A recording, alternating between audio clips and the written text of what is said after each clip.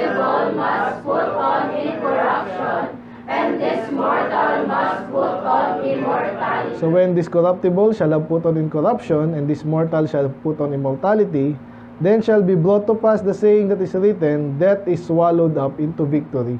O death, where is thy sting? O grave, where is thy victory? The sting of death is sin, and the strength of sin is the law. But thanks be to God, which giveth us the victory through our Lord Jesus. Sabay.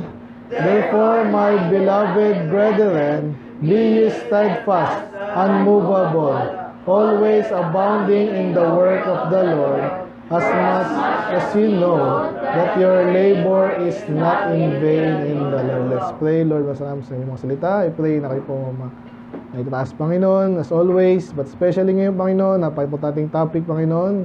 Masaisip ka namin, Lord, ang ginawa nyo, at even yung details ito, Lord, kung paano plinano ng Ama ang inyong course, Panginoon, at sa aming pagliligtas, ang kaluluwa namin, Panginoon, yung pagbabayad nyo sa aming mga kasalanan. I pray na ito po yung maging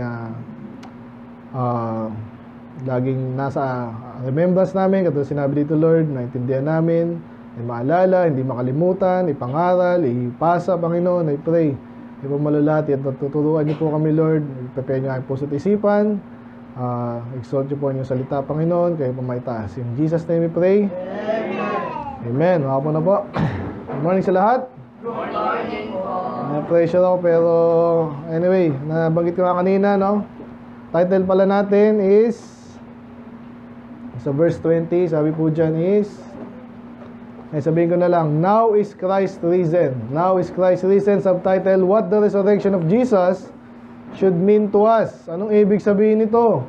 Nabanggit ko po kanina, ito yung pinaka-importante supposedly. Ito talaga. At hindi na tayo nagpaka kung ano-anong yung iba po ang preparation na dito, mayroong may magdadamit ng mascot ng Gusto niyo ba yung gano'n? Sinong gusto maging mascot na Bugs Bunny or something? Tapos mayroon silang ang daming ni itlog kahapon na yan eh. Mag-i-easter egg ba kayo?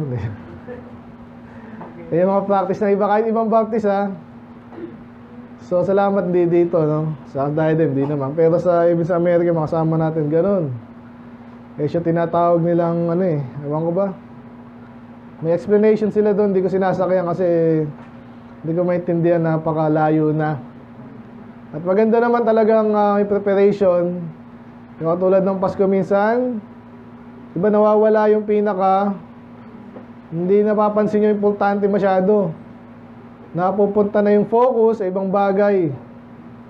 Kaya doon maganda, naintindihan ko rin minsan maganda yung mga tradisyon na maganda, gagawa ng tradisyon, pero sa napagtansya ko talaga sa over the years, pinapanalangin ko yan, inaaral ko kung ano yung ma-practice natin dito, hindi masyado. Mas maganda na ganito lang, no? Kung sino andito ngayon, hindi tayo masyado kung ano-ano, nandito pa rin kayo, amen? Tapos ngayon, tatakin ng napaka-importanting topic at pinaka-importante actually, kung meron tayong araw na pag-celebrate bilang Kristiyano, ito po yun. Amen? Kaya yung pressure ngayon nasa akin, hindi ko lang paano to ngayon. Every year may preaching naman tayo about the resurrection, pero tinitignan ko, wala pang 1 Corinthians 15. Ito po yung tinatawag na resurrection chapter. Doon nadaanan na natin to. Saan nandun na kayo ng ating sa book? Alam niyo, pag Thursday, di ba? Tayo? Bible study tayo. Isa-isa natin eh. So, na-topic na rin natin to. Tinapos natin daw. Hindi nagkakamali. Isang araw. Pero ngayong umaga, focus lang tayo sa isang topic. Of course, resurrection pa rin. Pero, kaya subtitle natin, What resurrection of Jesus should mean to us. So, dadaanan natin yung mga pinaka-importanting points dito. Though, understandably nga, kahit napakahaba nito, medyo yung ibang detalye, hindi na natin masyadong dadaanan kasi focus tayo dito sa yung dahilan at ano yung dapat nitong meaning sa atin. Ibig sabihin, ano dapat yung resurrection para sa atin. Again, hindi yan party-party na may rabbit, na may itlog, may kulay yung itlog, hanapin mo yung itlog. Hanapin mo lang kalooban ng Diyos. Amen? To preaching, and then mamaya. Kaya ang objective natin, that the brethren give glory always to God. Okay? Kasi napakaganda na yung resurrection. Ibig sabihin, wala pong ibang gumawa niyan. Napaka-imposible niyan eh. Pero nangyari nga. Kaya mamaya makikita natin, may mga kalaban dito. Nagdududa yung iba. Titingnan natin yon. And then, maging of course, ang tayo maglingkod sa Diyos, maging righteous and holy. At especially, another one na importante, intindihin natin yung Bible. Ibig sabihin nga kasi, mamaya matakil natin yung mga points dyan. Yung naliligaw po sa pananampalataya, yung mga hindi nakatutok sa Bible. Yun ang totoo. Again, kahit mga Baptist yan, pag nagkatanungan na, bakit ganito na yung practice nyo? Bakit ganyan? Ba't hindi ganito? Ba't ganyan? Madalas ganun ang magiging dahilan. Though kahit nga mga Catholic ngayon, nag-celebrate din sila. Amen? Parang sila pa nga yung bida dyan eh. Kunwari ngayon, yun lang, kunwari. Ang Biyernes Santo, parang feeling spiritual eh. Share pati si Inquirer, si ABS-CBN, pero sablay-sablay naman. Nadala rin na ni Jesus, biglang long hair. So, ganyan po yung sanlibutan eh. Kaya may point tayo dyan about being accurate sa pagsunod, kilalanin ng Panginoon yung sinasabi niya. Amen?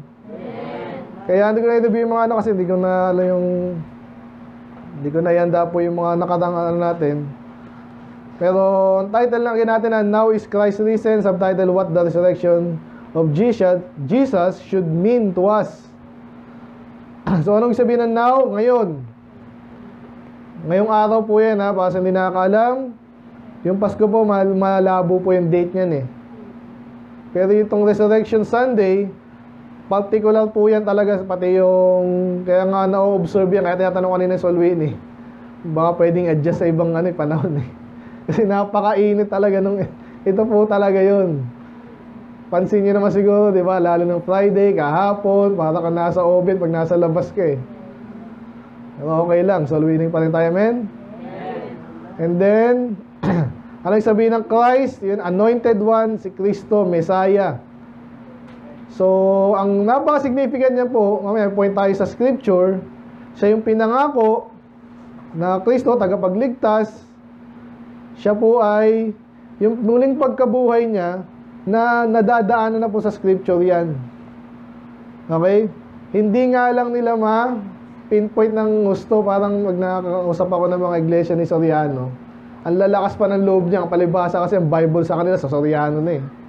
Sabi ko, nasa Bible na naligtas ko. Paulit-ulit siya, magbasa ka lang dyan eh. Ba't di nila nakakita yun? Di tinuro sa kanila. Tapos yung kausap natin pa rin tayo sa Friday, Thursday. Binibida yung Eucharist daw, Eucharist. Ulit-ulit, parang silang plaka.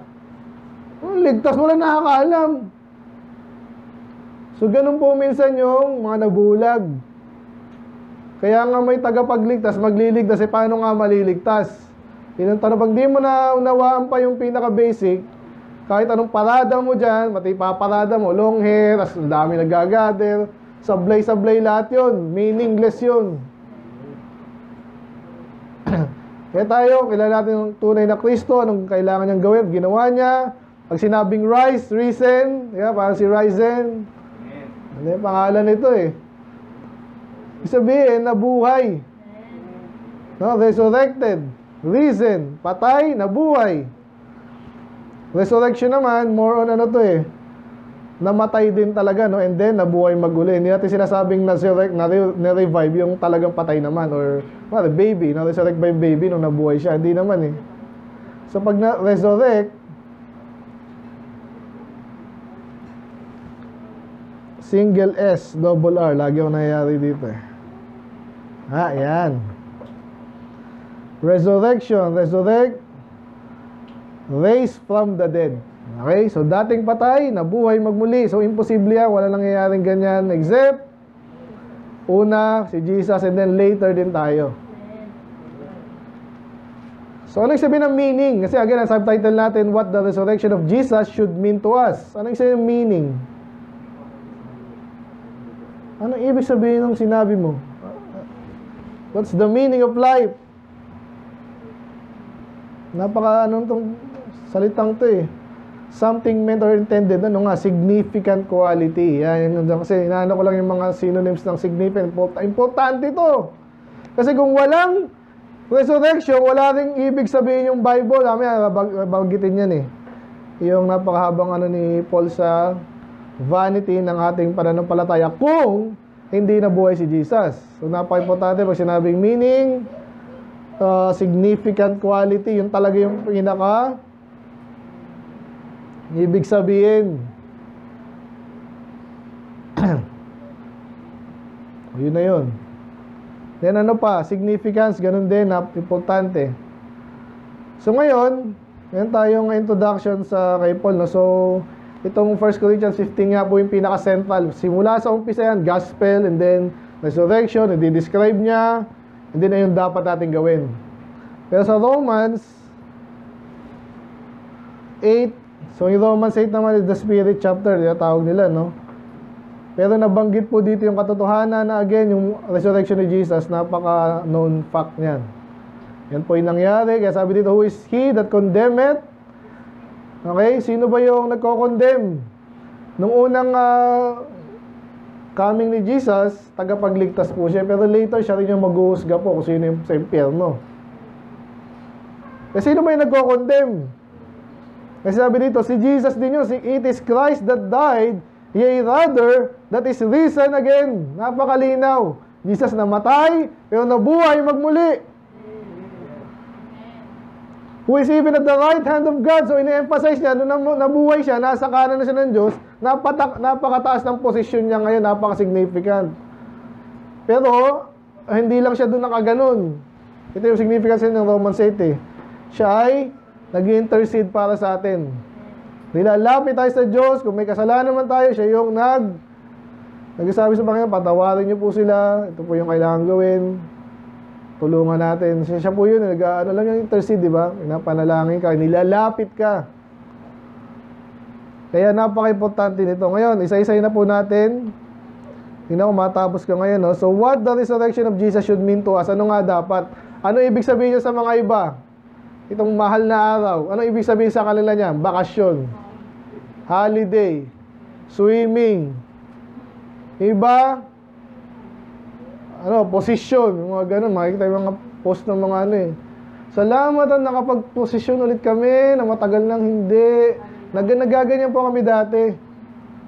Tawag yung sakripisyo, yung nakausap namin doon sa nung Sabado. Penitensya, yan. Kaya siya may tumingin ng bahay. Sabi ko, ba't nakapaa ka, kuya? Penitensya ko to, sabay tawa. Ganun lang sa kanila yan. At actually, hindi nakakatawa yun. Pero napakababaw nila. Ang nangyayari, pati minsan tayo, never nyo magiging mababaw yung gospel sa atin. Yung buhay ng Panginoon, yung Bible. Okay? Doon iba, kahit mga pastor, binagawang biro. Siguro dahil alam nyo, sino dito yung hirap mag-seryoso? Si Brad, naalala ko si Brad, minsan may mga time na mag-seryoso. Kasi gusto mo masaya eh. Gusto mo na natin lahat yung kaso hindi yun ang focus natin dapat eh. Lalo pag yung puro buhay yung parang ganon. Lagi ng ganon. Seryoso naman. Iba minsan parang wala ba tayo dyan fun man lang. Anong gusto mong fun? Kaya nga nabanggit ko kanina sa introduction eh. Ito yung pinaka-importante araw sa atin dapat. Anong gagawin natin? Magpapakasaya tayo kung ano man yan. Mamaya ice cream tayo, iba yun eh. Pero yung celebration natin, dapat yung utak natin nakatuon sa ginawa ng Panginoon. Anong ibig sabihin nun para sa atin? And number 1, verse 1, sabi po dyan, ubusin po natin ito, makikita nyo. Again, focus lang tayo sa topic natin ngayon kasi napakalalim ng Bible eh. Sabi dyan, moreover, brethren, I declare unto you the gospel which I preach unto you. Pag sa gospel, good news, of course, yung ginagawa natin kahapon lang. Salamat ang Panginoon, nag-sacrifice para sa atin, matay para sa atin, para maligtas tayo. Sabi dito, which also ye have received and wherein you stand. Yung gusto ko lang sabihin dito, anong sabihin ng wherein you stand? Doon ka nakatayo. Sino dito nadulas na or nakikita natin sa fail army, di ba? Biglang nadudulas. Kasi nakatungtong siya sa isang either madulas or biglang ang importante po yung foundation. Lagi sinasabi yan eh. Kaya medyo ano tayo, fundamental. Lagi ka ba dyan? Oo nga, no? Fundamental. Ibig sabihin, hindi lang basta grupo yan. Di ba? Pinag-grupo. Kahit sinong baptist, kahit sino, pwede mag-claim na fundamental sila. Meron ang fundamental Islam eh. Islam is kaso negative yun. Kasi nga, gano'n naman yung Islam eh. Talagang radical po yan. Pinapatay nila yung, sabi nila, yung mga infidel. Basta hindi ganun po. Kaya pag sinabing fundamental Muslim, Islam, talagang pumapatay ng basta hindi sumasamba kay Allah. So yun, in that way, negative yun kasi Islam eh. Pero pag fundamental Christianity, ibig sabihin lang yan, Bible ang Bible. So yun, so kaya sabi dito yung gospel, and later malalaman natin kasi pag ito sabihin actually dito yung pag sinabing gospel, mabuting balita, pero sasabihin dito, basahin ko na muna. Masa na yun?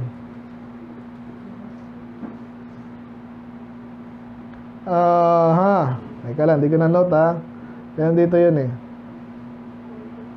Ito.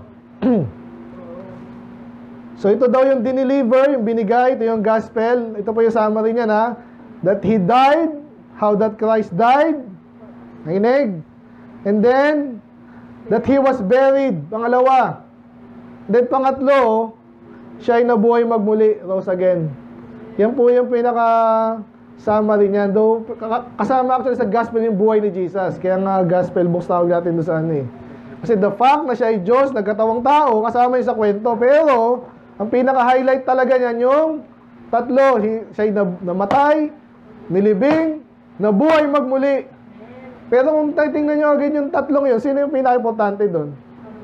Nabuhay kasi lahat naman namamatay, lahat naman nililibing So pero bakit binibigyan ng emphasis din yung namatay? Kasi nga siya ay Diyos, paano mamatay yung Diyos?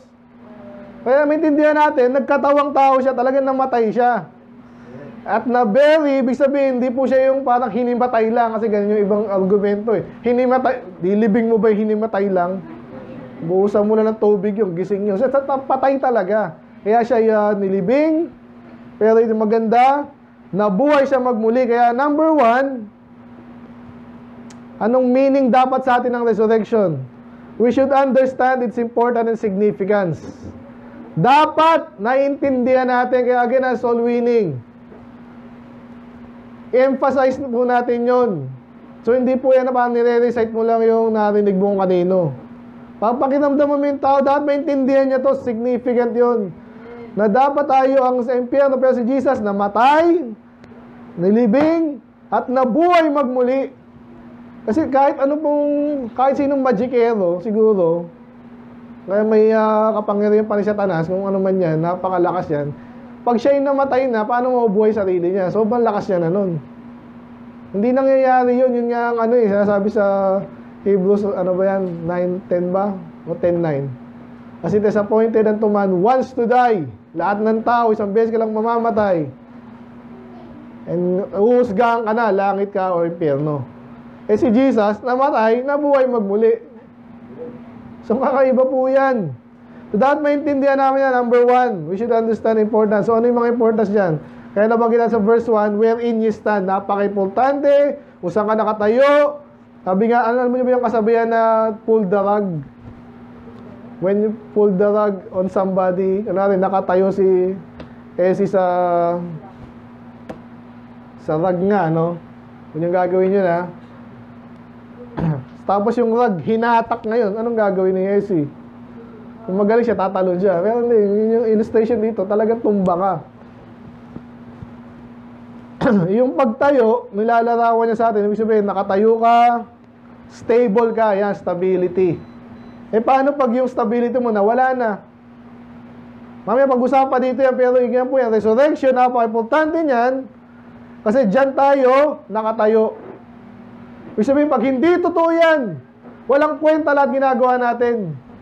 Intindihan niyo ba yun? Parang ito, kaya, pastor, lagi mo inaano yung mga kulto bayaan mo na sila. Ganyan yung mga hindi naiintindihan. Napaka-importante ng mga fundamental, pag hindi ka ligtas, for example, yung iglesia ni Manalo, iglesia ni Pope, kung ano man yan, Baliwala rin yun eh. Masaya ba ako pag nakita ko sa ABS-CBN kesyo, Happy Easter. Ay, ang saya naman. Salamat ABS-CBN. Hindi, plastic yung mga yan eh. Hindi na naintindihan ninyo. Hindi sila nga ligtas. Naintindihan nyo ba? So, isabihin, yanig lahat. May yanig. Pag yung foundation ay nawala, at sabi dyan, wherein you stand. Ano pa? Nabanggit ko na kanina, yung resurrection, yung climax. Kumbaga sa, alam niyo yung climax, yung pinaka-exciting, uy, ano mangyari dito? Parang may mga pelikula, inaano nila yan eh. Alam nila yan. Alam nila na importante yan, pinag-aralan natin yan, di ba, sa elementary. Laging party yan, di pwedeng plot lang. Nagkwento ka lang ng ito yung nangyari, ito, tapos naging, okay, tapos na yun eh. Walang kwenta yun. So, lagi may climax yan, may problem, may pag-ganon yan. Then highlight, climax, and then resolution. Yung climax lang actually naalala ko nun. Kasi ngayon yung importante. So dito, nag-aral ang Panginoon, ang dami nang umaasa sa Kanya. Kaya lungkot nila no, nagtatanong sila, ano nangyari? Bakit kala ko siya tagapagligtas, namatay lang? Eh nabuhay magmuli. So kayo mga kalaban niya, talagang alalang-alala, nagsinungaling, binayaran yung mga gwardiya, at kung ano-ano. Kaya number 1, we should understand importance and significance. Ang linaw doon, at sa verse 2, sabi pa dyan, by which, tinutukoy dito yung gospel pero again, anong highlight natin ngayon is resurrection. So yung gospel, mabuting balita, dyan tayo, naligtas. So gaano ka-importante yung doon ka naligtas? Sige nga. Paano ka naligtas? Kasi gumawa ka mabuti. Gaano ka buti? Patay ka na, guho agad yon. Kaya tayo confident dyan, ang Panginoon ang gumawa nun. Siya nag-ista, siya nagplano, siya nag-execute, and then ginawa niya talaga. Yung napaka-importante niya kasi dyan tayo naligtas. Another one is, if we keep in memory. Ano yung sabihin nun? Yung mga bagay tayo, minsan kinakalimutan na natin, amen? Hindi masyado importante, pero yung lagi mo inaalala.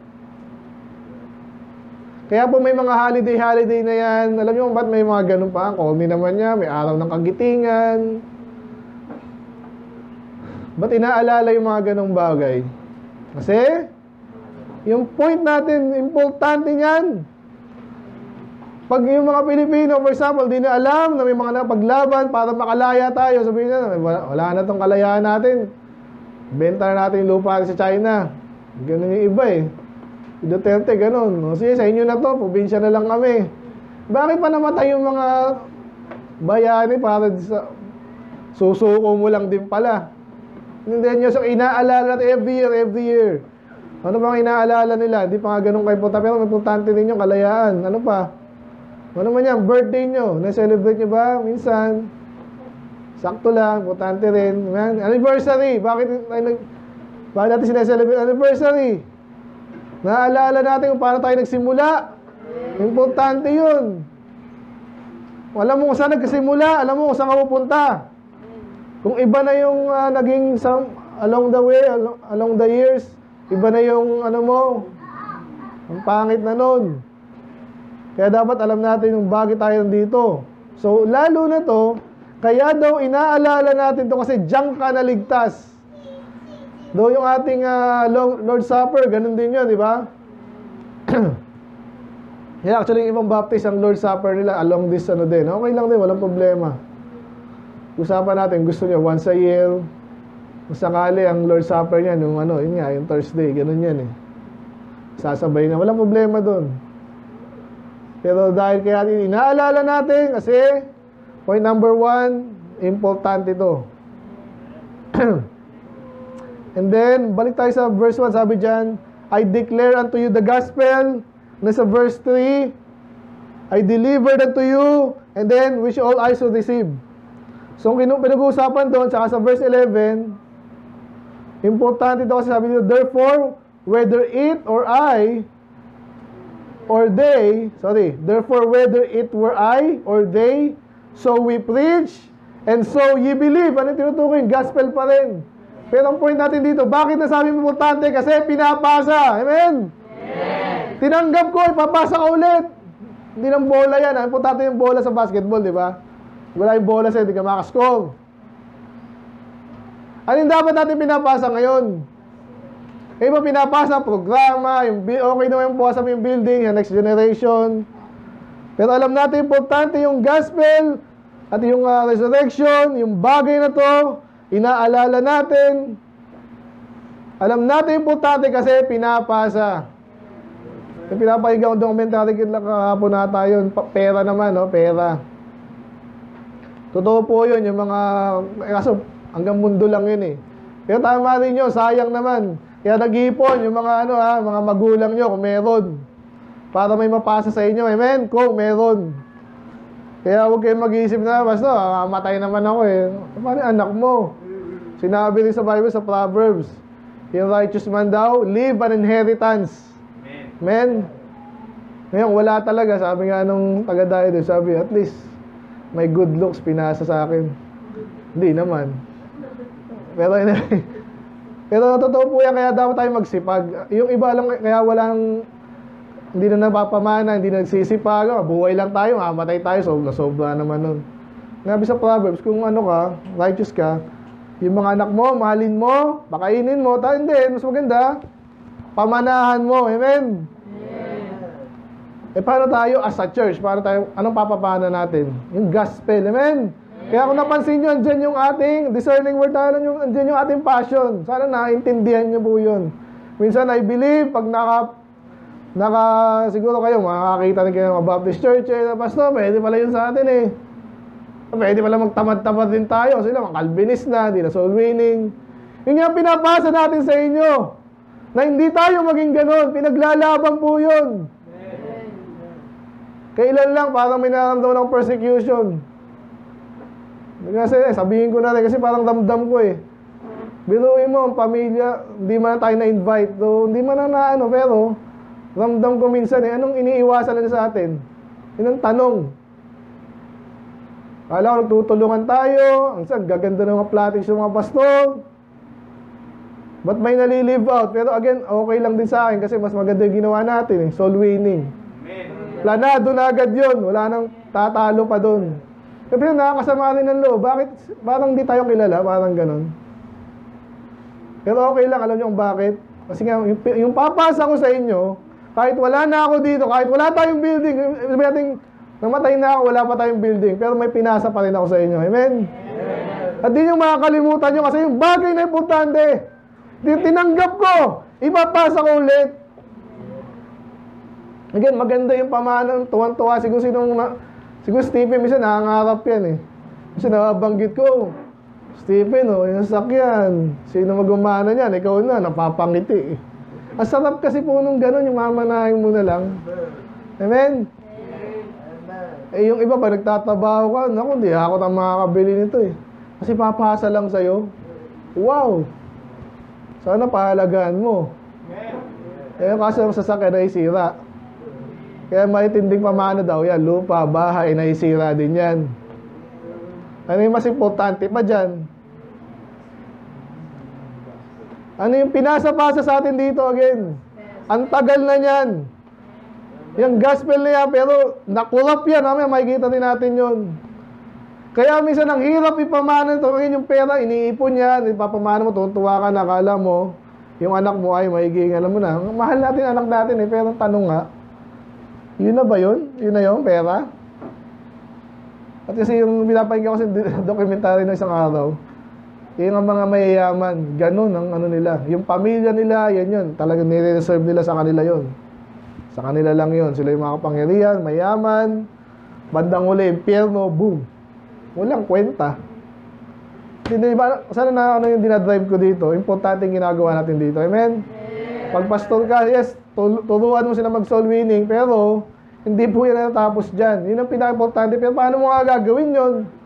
Kung dito, hindi sila natututo. Ang hirap mag-encourage, ang daming challenges sa labas. Kaya po iba nagtatamad-tamad kasi okay na to, pastor, no? Poging-pogi ka na dyan, tayo naman, church, praise the Lord. pababaw ng pababaw. Kasi hindi na ipasa yung dapat ipasa. Kasi baka hindi na nakuha. Wala kang ipapasa kung hindi mo nakuha yun. Yun ang significance nito. Kaya resurrection, pastor, kahit Catholic, resurrection, kaya naligtas ba sila? Napansin mo ba yun? Kaya lagi tinatanong sa soul winning, sa palagay mo bakit kailangan matay ni Jesus? Karamihan ng mga tao, alam yung sagot eh. Pero hindi naintindihan. Siya mamatay, o ano? Siya matay. Niligtas tayo lahat.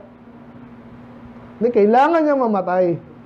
Pero later, siya may ubuhay. So sana nakukuha nyo. Ulitin ko, point number 1, we should understand the importance or significance of the resurrection of Christ. Doon tayo nakatayo, yun ang climax ng gospel. Doon tayo naligtas. Yun, inaalala natin kasi nga importante. Subpoint po sa number 1 to. And then, importante doon, kung importante ipasa mo, hindi yung sarilinin mo. Ligtas na ako, okay na ako, mabahala na kayo dyan.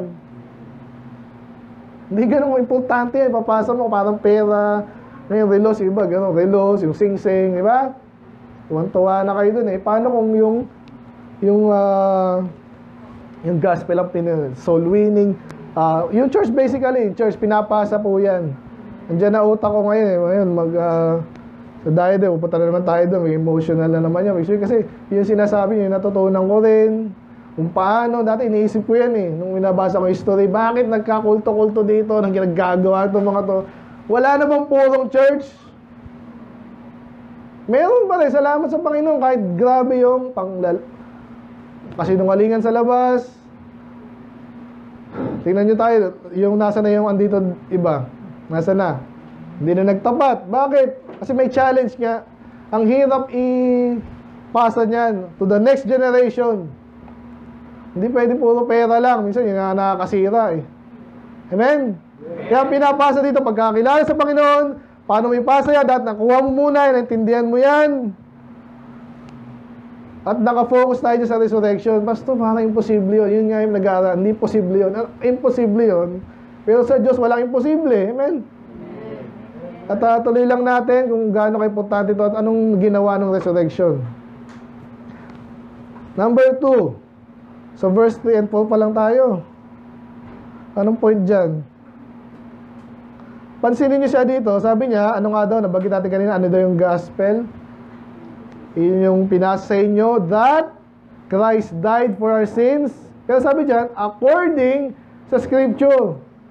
Significant yung hinulaan na, sinabi na. Hindi yan, ay gawa nga tayo ng ano bang magandang act na mamamanga sila. Parang America sa din. Talent, ganon. Gagawa tayo ng para mamangha sila. Kahit ano bang gawin mo dyan, hindi mo mapatayin yung according to scriptures, matagal na nakasulat, tapos mangyayari. Amen. Hindi pwedeng magikin yung kasi, ay di sundan natin yung Kristo. Kano mo yun susundin ng nagkataon lang. So yun yung number 2 natin. Kaya ano dapat ang meaning ng resurrection sa atin?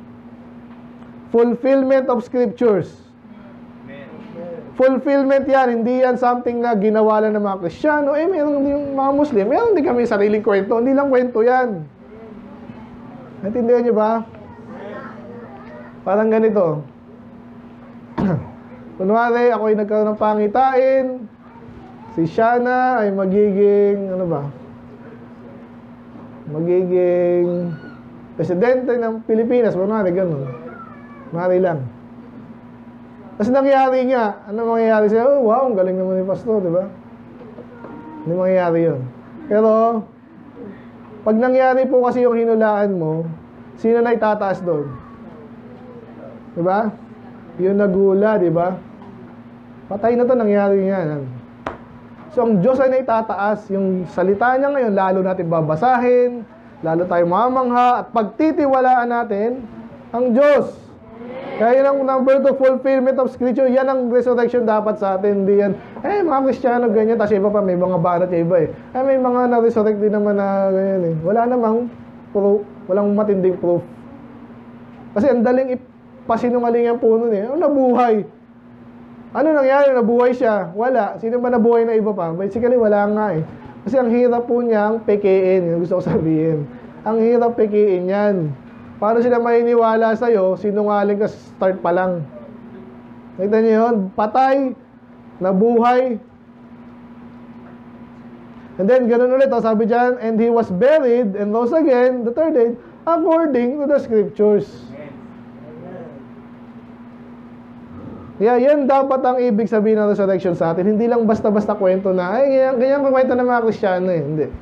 Na-fulfill ang scripture dahil dyan sa nangyaring kay Jesus. Na again, namatay siya, patay talaga, nilibing. At yung kahit yung libing na yan, kung alala, hindi ko lang kasi nalagay dito yung ano eh, pero may mga reference siya sa Old Testament na even yung libingan niya is may prophecy doon na he will be basta ililibing siya within yung mga kasama niya mayaman. Hindi nga siya mayaman, pero ang galing natupad. And then yung muling pagkabuhay niya, of course, yan din ay fulfillment of the scriptures. So, inaalala ko lang ngayon, yung kay, of course, yung kay Jonah, okay? Kaya sinabi niya yun eh, 3 araw, 3 gabi, as Jonah, it was the belly of the whale, yun yung pinaka-sign. So, ganun din naman daw siya, namubuhay siya magmuli, namatay mo siya, namubuhay siya magmuli. Okay? So, yun po yun. So, hindi natin, sa ating mga Baptist, maniwala kayo yung Bible, hindi yan basta-basta sa atin. Pag nakarinig kasi kayo ng mga kulto rin na kunwari lang na iki-Bible, yung Iglesia Soriano, puro Bible kunwari yan eh. Pero pag against na sa kanila tinuturo ng Bible, biglang hindi Bible, ay hindi ganyan sinabi dyan eh. Kahit ang Iglesia ni Soriano po, dati nagki-King James din yan. Ngayon, wala na naman silang parang King James na isa lang na source. Ba't gano'n? Kasi nga, kakuntahin sila ng King James. Mapahiya. Pag yan lang ang source nila, pag nabasa mo dyan, mali sila, ano ang gagawin nila? Eh since ang kanila pananampalataya, kay Soriano, yung ano yung todo ng Soriano, dun lang. Ganon din Iglesia ni Manalo, ganon din ang Catholic.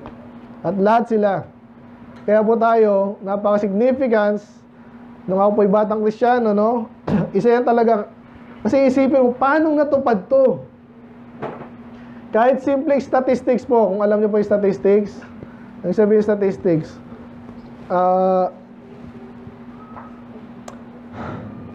kunwari yung alam mo yung nagkakataon lang kunwari ilan yung probability na pag nag-toss ako ng coin heads yun, ilan ang probability nun? 1 over 2 kasi dalawa yung sides. Pag nag-toss coin ka, either one lang, o simple lang, di ba? Paano kung cube? Ano yung chance na pag nag-toss ako ng cube, magkakaroon ng 6? Ano? 1 over 6. Nakukuha nyo. Simple lang ito. Napasimple ko sa inyo. Ha? So kasi, paano mo nalaman na 6 yun? Nakachamba ka lang. Kasi ang chance lang naman is 1 over 6. Medyo madali pa. Lalo yung toss coin, dalawa lang eh. Ngayon, paano matutupad yung scripture na sinulat dati sa buhay ng isang tao? Kahit 8 lang. 1 over 8. Lahat yun natupad sa kanya. Gaano ka late yung chance na yun? Una, pinanganak ka ng virgin. Napaka-imposible na nga nun eh. Ano ba? Na siya ay kinall out from Egypt. Diba? Si Jesus, hindi naman taga siya Egypt, pero nagkaroon ng, diba? Nagkaroon ng event na nagtago sila sa Egypt muna kasi nga pinapatay yung mga bata dito kina Herod. So, nangyari na naman yun. Ano pa yung mga fulfillment ng prophecy kay Jesus? Yung marami kasi dyan, typology. Yung kay Joseph, na siya ay kinagalitan ng kanyang mga kapatid. Ayan, maraming makakatupad nun, di ba? Pero pag hinalo mo yung iba, hindi yun magkakataon. Naintindihan niyo ba yung sinasabi ko na probability? Napakaliit. Tapos lahat natupad kay Jesus. Ito na lang. Siya ay mamatay. Of course, again, lahat mamatay. Nilibing, then nabuhay magmuli. Si Lazarus, Panginoon, pastor, nabuhay. O, yun nga eh. Pero, ibang klase yung pagkabuhay niya. Namatay siya ulit. So, pero medyo may point to si Lazarus. Pero yung ibang points, hindi matutupad kay Lazarus. Guess nyo ba? So, hindi yung tsamba. Kaya nung ako'y batang Kristiyano, ito yung mga tinetreasure ko eh. Sabi nga sa inyo, hindi lang, una, aralin nyo yung Bible, and then, isipan nyo rin. Doon kayo makakonvince. Hindi minsan yung boses ng pastor, yung lakas ng boses ng pastor, doon ka makakonvince kasi sinigaw niya eh. May mga nakakonvince ng gano'n, kahit yung mga, tawag dito yung pre-trib eh, may mga nakakonvince, pre-trib yan kasi pag nagsasalita sila, anytime ang Panginoon na, ba't kayo iniwalang anytime ba dadating ang Panginoon? Kasi sabi ni ganyan eh. Kasi hindi mo nakita sa Bible yon. Pero paano ka makakonvince ng isang bagay na totoo, regardless kung sino nagsabi? Isa sa mga pinakakamangha-manghang yan, nasulat na, and then natupad. Wala kayo. Kaya kahit yung nag-COVID pandemic na yan, ang dami naging Kristiyano eh. Kasi yung iba hindi nila ma-imagine na paano mangyayari ng one world government. Again, wala pa ngayon pero natutupad na. Kasi kahit ako nung bata ako, hindi ko makakalimutan, nagkaroon kami ng kwentuhan, mga bata pa kami, kasi parang pag may brownout nun, yung mga bata naglalabasan. Kasi mainit sa loob na kami. Tapos nagtataguan kami.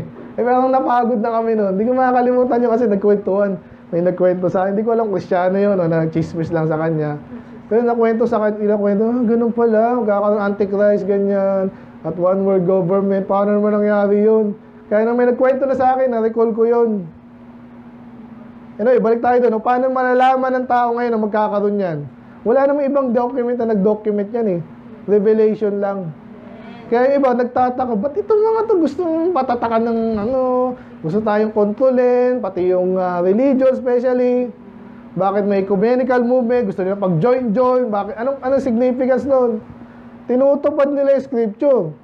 Kaso sa case nila, negative, sila yung away. Ngayon ikaw, nag-observe ka lang. Hindi natutupad nga sinabi pala sa Bible. Hindi pala siguro, yung Bible pala, hindi yan nagkataon lang. Nakuha niya na. So kahit ngayon ikaw ay hindi pa lumaki sa church, tapos nakikita mo na, kunwari lang si Ezzy, kunwari lang, nag-backslide ng ilang taon, pero naalala niya yung mga natutunan niya dito. Darating yung Antichrist, gustong pagsamahin lahat ng religion, lahat ng currency, and then government. Tapos na siya, wala, hindi na mangyayari yan eh. Tapos nag-observe siya, nasa Amerika na siya. Andali, nangyayari na. Paano nalaman ni Pastor Ratio? Hindi ko nga, hindi sinabi na sa Bible. Kung saan nakuha niyo yung point number 2, ang resurrection ni Jesus dapat, una, number 1, importante yan. Dapat maintindihan natin na importante yan. Yung number 1. And number 2, fulfillment yan ng scripture and therefore, importante yan. Pag natutupad ang scripture, ibig sabihin nun, pinapakita ng Diyos na una, totoo siya.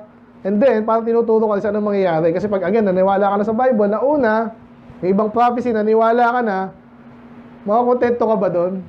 Hindi, babasahin mo, ano pa kaya yung mga tutupad na iba? Amen? Ganun po yan. Kaya tayo, habang tumatagal tayo sa church, dapat ganun tayo. Yung mga yun, nag-fall out, ewan ko, may natutunan nun. Dapat pag ganun tayo ng pag ganun eh. Nagpa-progress. Kunwari yung Bible reading mo dati, ganyan lang. Kasi nga, nasabihan ka lang naman, ay, magbasa daw, siguro matututo ka ano kaya matutunan ko, hindi ko pa alam. Subukan ko lang. Paano pag natututo ka ng gusto, hindi ka na kontento doon. Sa isang chapter, pangalawang chapter, nag-research ka na rin, pag may free time ka pa. Sinabi si Pastor, ganyan, totoo ka yun. Amen? Kaya napunta natin point number 2. Napansin ko lang, isa sa mga ginawa ng resurrection actually is anong meaning dapat sa atin yan? Yan ay fulfillment ng scripture and therefore, napaka-importante niyan. Hindi basta-basta yun. Kaya ganito ang challenge ko sa inyo, kung meron pa nagdududa, totoo ba yun? Hindi naman ata, kasi marinig mo yung argument na yun, hindi naman totoo daw yun, sabi, nahimatay lang eh. Sabi na iba, hindi naman totoo si Jesus. Kaya yun yung next seminar natin, di ba? Tama ba? Historia yan, di ba? Yung naka-schedule eh. Historicity of Jesus Christ in history. Ayun na yun. Ibig sabihin, totoo siya as in. Hindi siya kwento para si Buddha. Totoo ba si Buddha? Historical din. Pero yung ginawa nilang kwento, dinagdag bawas nila, iba na. May historical Buddha talaga. Pero hindi siya Diyos. Okay? Tao lang siya na ewan ko ginawa niya. May turo siya, kaya siyang ganyan. May ibang tama rin naman. Pero banda ko sablay. Hindi mo siya pwedeng kumpara sa Christianity na buo from yung meaning, morality, origin and history, and destiny. Magkatali-tali lahat. Amen? Diyan pa ba kayo? Bagay, naka-record naman ako sakali. Number 3.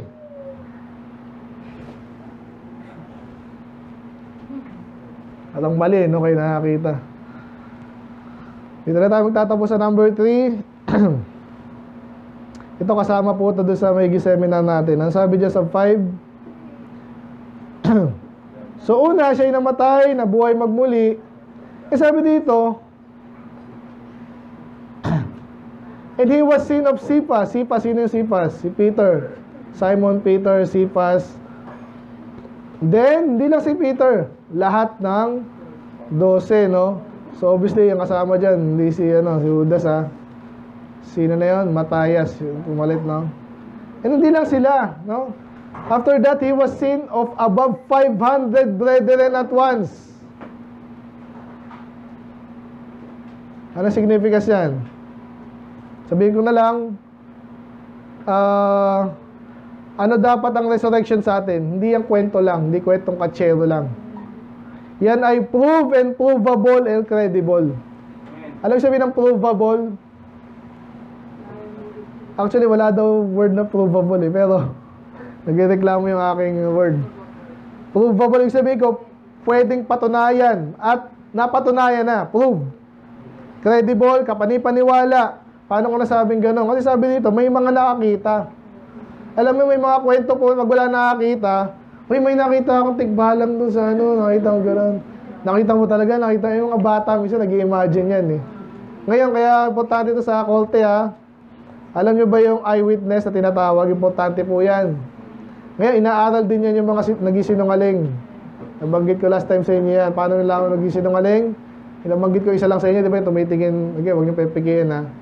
Pero pag hindi marunong yan, parang sa nabanggit ko sa inyo yung yung anak ng pastor na inakasuhan yung tatay niya. Nagpa-interview. Doon, isa sa mga doon nahuli yun. Bukod sa napaka-petty nung mga nireklamo niya. Share kami ng kwarto ng kapatid ko. Gireklamo. Isa sa mga sinabi niya, nagkukwento siya. Pag tumingin sa kaliwa, totoo yun. Alam niyo ba yun? Kasi nire-recall niya. Ganun daw po yun. Pero pag nakatingin ka sa kanan, nag-i-imagine ka. Okay, totoo na kayo. Totoo po yun. Ngayon, again, may mga peking nga na sobrang peking naman, sobrang magsinungaling. Obviously, may mga ganun. Pero, naturally, isa sa yan sa mga tinitingnan ng mga investigador, ng judge, tsaka yung mga nagano ng mga proofs. Ngayon, paano mapapatunayan, for example, ni classic example dito sa Mormon, si Joseph Smith. Sabi niya, kami ang tunay na religion kasi nabasa ko at ako lang nakakita at nahukay ko. Ngayon, wala na. So, hindi ko na mahanap eh. Pero, may nahukay ako at nabasa ko at ginamit ko yung special ganyan at ako lang ang nakakabasa. Ngayon, ang tanong, paano mo papatunayang mali o tama yung taong ganun? O kaya, nangarap ako na panaginipan ko si Maria at sabi sa akin ni Maria ay, at ano sabi ni Maria, magdasal kayo ng rosaryo na panaginipan ko, kaya totoo yun. May iniwala ba kayo doon? Una, alam natin si Maria is mabuting Christian si Maria, pero pag alam niyo yung mga Catholic, masyado siyang tinataas. At panaginip, paano ko papatunayang mali at tama yun? Wala, tiwala lang ako sa'yo. Hindi ganun ang scripture. Hindi ganun ang paniniwala. Hindi ganun ang resurrection. Yung resurrection, ang daling patunayang mali nun, pag wala ka nakita ang katawan. Or, pag nakita mo yung katawan na patay pa rin. Naintindihan niyo yun? Kasi yung pinapangalan nila, si Kristo ay nabuhay magmuli. Yun naman, ito nga yung katawan niyo. Di pahiya tayo nun. Pero nagawa ba nila yun? Pakita yung katawan? Hindi. Kasi talagang wala. Tinago. Paano yun? Tinago. Paano tinago yung katawan? Una, ang hirap nakawin nun. Paano mo na nakawin? May mga bantay, may selyo pa. Mga Romans, yun yung mga disipulo ng panahon na yun, takot nga na nakawin pa yung katawan. Di ba discourage sila nun? Pero sabi dito, hindi lang yung mga 12, baka nag-usap-usap lang yung mga yan. Kunwari, si Jesus, nakita natin Hindi, mga 500 at once. Kasi nagpakita talaga siya ngayon. At sabi pa dyan, whom the greater part remain unto this present. Kasi buhay pa sila. Nung panahon na sinusulat yung 1 Corinthians, pwede ka magtanong, duda ako dyan. Sige nga, sino ba nakano niya? Pwede ka magtanong. Nakita mo talaga? Nakita ko talaga. Nakita ko talaga. Ang dami nagpatotoo. Ngayon, iba patay na kasi nga, nung panahon ni Paul, medyo ilang years na yan eh. Around 30 years na yan eh. Parang ganun, after ng resurrection. So ngayon, anong point natin doon? Yun nga, ang resurrection, ang ibig sabihin sa atin dapat yan ay isang bagay na provable. Kasi ganito po yan. Yung ibang, may mga blind faith kasi kahit, again, yung mga bata minsan, madaling paniniwalain. Parang mga adult. Paano paniniwalain yan? Kailangan matindi gagawin mong spell dyan. Diba? So kaya yung kausap ko nga ng Thursday, for you, Eucharist. Isip ko lang, tinatawa na siya ng kausap ko eh. Kasi Catholic din yung isa-isa, medyo na-convert na. Anong pinagsasabi nito? Eh kaso parang mga boss-boss nila doon, sasamahan nila. Paano mo paniniwala na isang adult? Hindi nga. Kung assuming na wala silang stake doon, hindi sila katrabaho dyan. Kaya naalala niyo yung kwento natin yung pandemic. Hindi mahirap mangyari yun kasi yung mga boss-boss nila, siya yung nagpopondo dito, kakalabanin mo ba yun? Pag sinabing, sige, kailangan paturo kayo. Dami nahirapan dyan eh. Hindi na sila nagpaturo, kahit may duda sila, nagpaturok na lang kasi yung mawala sila ng trabaho eh. So pero yung mga walang doon, yung hindi mo tinakot, mahirap paniwalaan. Paano to again sa soul winning natin? Sana hindi kayo na-discourage. Actually, lalo dapat kayo na-encourage. The fact na nakikita yung nagpapatuloy tayo. Kasi alam mo na, ang hirap doon. Umpisa pa lang, inaasar ka na eh. Wala ibang gumagawa niya na. Ay, meron yung mga iba naman yun eh.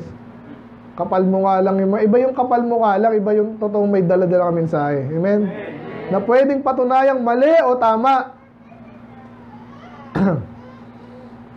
Kaya number 3, nabanggit ka na, proven, provable, or credible, yung resurrection. Okay? Sa point ko lang dito, meron siyang eyewitnesses. So pag sa kolte, nabanggit ko na kanina, pag nasa kolte ka, sino man nakakita, pinatay daw niya si ganyan. Nakita ko po yun. Nasaan ka nung nangyari ang krimen? Yan. So pag eyewitness ka, mabigat ang iyong testimony kasi nakita mo eh. Ay, narinig ko po, sinabi nung nakakita, sinabi lang sa kanya nung nagsabi sa kanya. Anong bigat nung testimony na ganun? Wala lang eh, baka chismis lang yan, hindi accurate.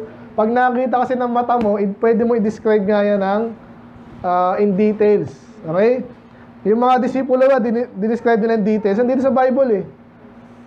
Diba? Basta parang hindi magkapareho yung sinabi ni John tsaka sinabi ni Matthew. Si Matthew, si Mark, at saka si Luke, hindi sila eyewitnesses. Pero, yung kausap nila, eyewitnesses. Si John ay eyewitness, pero, ang tawag dito, hindi nag-contradict yung nakita ni John at yung kinuwento ni Luke, ni Mark, at si Matthew. So again, nagko-collaborate, nagko-corroborate. So again, yun ay provable, credible, and pwede mong patunayan. Hindi katulad ng mga ibang katulad Santa Claus. Sino naniwala dati kay Santa Claus, yung bata? Tapos yun yung lagi narinig eh, di ba? Pero hindi mo kayong patunayan yan, hindi mo kayong kumbisin yan pag ko. Critical thinker ako.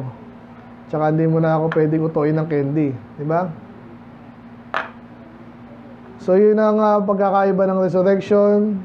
Mamayang hapon na po yung tapusin ko yung pang-apat. Okay, sagihan natin yung pang-apat pero number 1, anong resurrection dapat sa atin? Anong ibig sabihin niya? Number 1, we should understand its importance. Importante yan dapat sa'yo. Hindi yan something na yung mga Indiano may ganyan, yung mga European may ganyan, yung mga Kristiyano may resurrection day. Ganun lang. Yung mga Muslim may ubarak, kung ano man yun. Tayo may resurrection. Hindi lang ganun sa'yo yun dapat. Dapat malalim ang ibig sabihin ng Resurrection Day. Yun ang nagligtas sa atin. Doon tayo nakatayo. Yun ang climax ng gospel. Yan tayo pinapasa natin sa iba. Alam nyo ba yung mga pagbahinang Kristiyano? Dito ko nakatapusin. Kunwari, kung anong ka man, Iglesia ni Manalo, Catholic ka. Kaya salamat kasi yung na-daddy siya kasi mother. Mami ko. Nagkaroon agad ng clue eh. Hindi sila iniwala doon sa Catholic. Kasi nga, sinasabihin din naman nila eh. Though, nung una, ayaw nga akong paalisin. Sige po, i-explain nyo. Diba? Explain nyo na totoo ba talaga yan? Actually, hindi, pera-pera lang yan eh. Ay, lahat naman yan. Ganun yung mga tradisyon lang yan. Ting! Ibig sabihin, meron akong, sa utak ko, meron akong minalkahan. Amen? Nakakasunod pa ba kayo? Yan, so, yung gusto ko sabihin doon, so salamat nga kay mother and father. Dahil hindi sila naniwala doon, hindi na nila pinasa sa akin. At nung panahon na nag-research na ako noon, at least hindi sila sinungaling. Amen? So, again, ganun tayo dapat. So, ngayon, pag totoo at naiintindihan mo, malalim, ang conviction mo sa isang bagay, ipasa mo sa anak mo. Amen. Hindi yung anak, ako maglilingkod ako sa Diyos, kayo, bahala kayo ha, kasi sarili nyo naman yan. Hindi. Ipasa mo sa kanila, yun yan, again, di madali yun. Kasi dapat seryoso sa isang bagay, kunwari na lang, anak, magiging masipag tayo magtrabaho kasi importante yan. Diba pag walang pakialam sa mga anak nila, gano'n, bahala ka sa buhay mo. Para si Manase tsaka si Zikaya. Naalala niyo yun? Pangit nun, di ba? Ngayon, tanong ko nga sa inyo, importante ba sa inyo to? Resurrection. Sagutin nyo na lang personally. Kung feeling nyo, hindi nyo kailangan ipasa sa iba, kasi hindi ko rin kaya patunayan eh. Yung conviction ko, medyo nasa 80% lang eh. Hindi dapat ganun. Tinanggap mo, ipasa mo sa iba. Pangalawa, yan ay fulfillment ng scripture. Kaya importante yan, hindi yan something na mababaw, nagawa-gawa lang. Ba't yung sineselebrate mo? Ganun kasi tayo mga taga San Mateo, ganun talaga eh. Huwag mo nang tanong, huwag ka nang tanong. Okay, wag hindi mo alam yung sagot, di ba? Sabi mo, huwag ka nang tanong. Hindi tayo dapat ganun, alamin mo rin. Hindi ka magtiwala lang sa akin. Magtanong ka. Sa Diyos mismo, palalayo, Lord, totoo ba to? Gaano ka totoo to? Then last, yan ay proved and provable and credible. May mga eyewitnesses kung saan, nung panahon nila, basta ngayon, patay na yung mga yan eh. Kaso pinasa na nga nila. Ibig sabihin, nung panahon na nabuo yung Christianity, do actually, continuation talaga tayo ng ano may nasa Bible sa Old Testament. Okay, pero still, kasi nung panahon na to, talagang kitang-kita yung pagkakaiba ng Judaism na saka sa Christianity. Kaya gusto ko sabihin, may mga talagang ganap nung panahon ni Jesus and then after nun, na hinayaan ay believe ng Diyos na mangyari nga. Na pwede mo nga pasinungalingan kung di talaga totoo. At kung totoo, pwede mo rin patunayan.